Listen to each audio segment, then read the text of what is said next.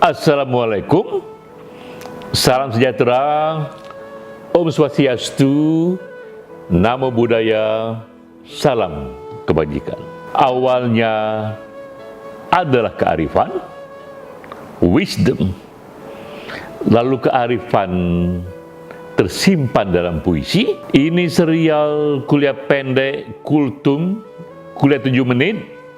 Kita kembali menggali kearifan itu dari kutipan puisi. Kali ini masih kita gali penyair Khalil Gibran.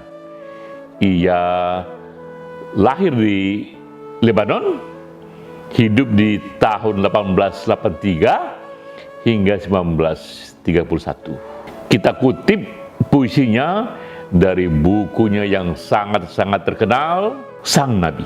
Bunyinya adalah, anakmu bukanlah anakmu. Ia datang melalui kamu, tapi tidak dari kamu. Berikan rumah bagi raganya, tapi jangan bagi jiwanya. Karena ia hidup di masa depan yang tak akan kau kenali. Apakah kearifan dari kutipan ini?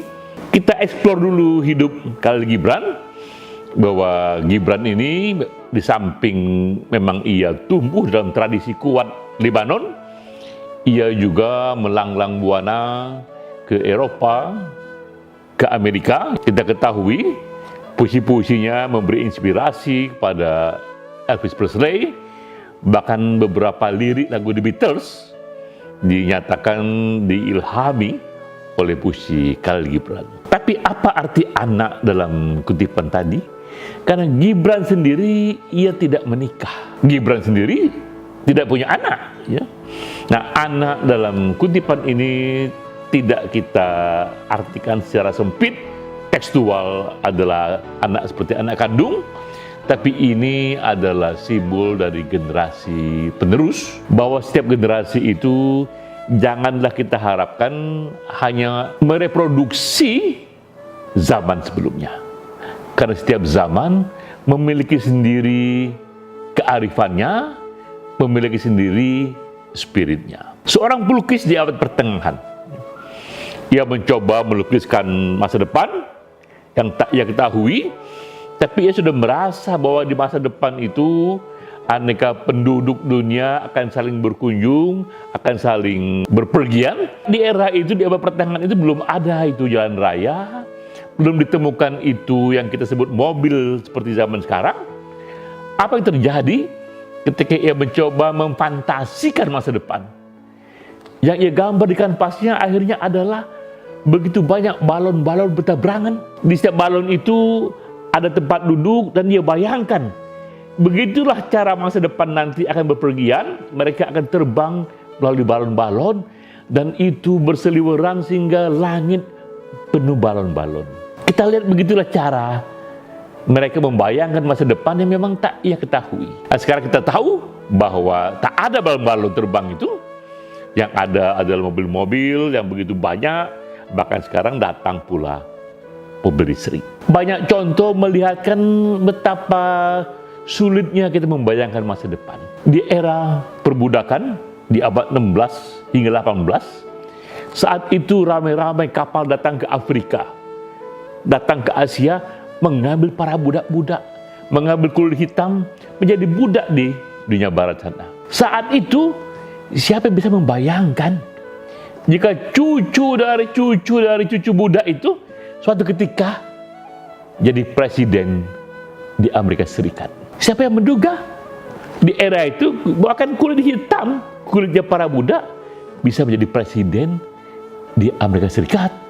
Betapa berbedanya masa depan. Apa artinya ini? Artinya adalah memang jangan berikan rumah bagi jiwanya, karena jiwanya ada di masa depan.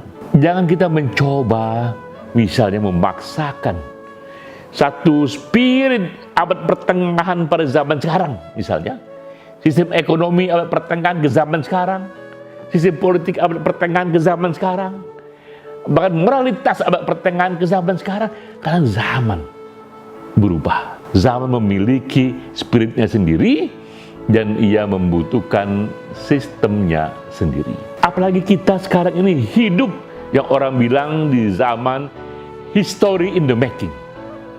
Begitu banyak kita saksikan aneka perubahan yang terjadi dengan datangnya artificial intelligence, datangnya Internet of Things, ya, datangnya robotik yang akan membolak-balik cara berpikir kita. Dari Khalil Gibran kita dapatkan kearifan itu, bahkan kepada anak yang kita sayangi, sayangilah, berikan rumah bagi raganya, tapi nggak perlu rumah bagi jiwanya, karena jiwanya ada di masa depan.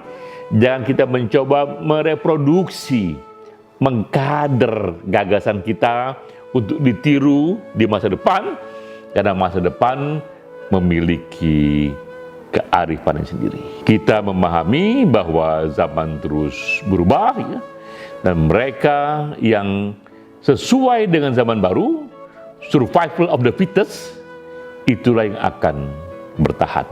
Jadi jangan kita memaksakan pikiran masa kini untuk masa depan, atau pikiran masa lampau untuk masa kini, tapi kitanyalah yang menyesuaikan diri, karena hukum besi masa depan jauh lebih keras, jauh lebih susah dilawan, dan sebaiknya kita yang melakukan aneka penyesuaian. Sampai jumpa.